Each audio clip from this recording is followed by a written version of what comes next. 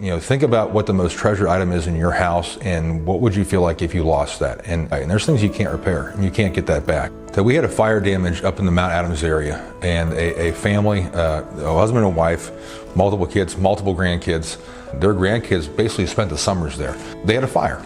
So again, some water from putting the fire out, lots of smoke damage, just odor issue everywhere. We packed the entire house out. And we get in there and we notice that in this one bedroom, inside the door frame, there are the heights charted for the last 15 years of all the grandkids.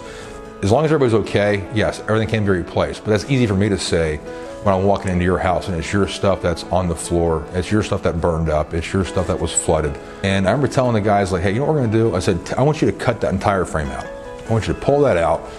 We're taking that back to the warehouse. This is not getting demoed. So they came to do a walkthrough. Once all the content was out, they wanted to meet the adjuster on site with me. I look over and I happen to notice that the customer is a little teary-eyed.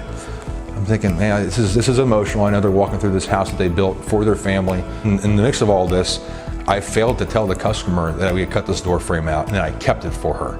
So eventually the adjuster leaves, and I said, hey, Mrs. Smith, what happened? We were upstairs and you got a little teary-eyed there. Is everything okay?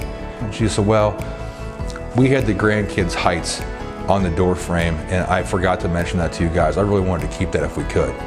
Actually, I said, that's my fault. We have that door frame. We've done some other treatments to it. Nothing smudged. I had it seal coated, so we have that piece of framing to get back to you.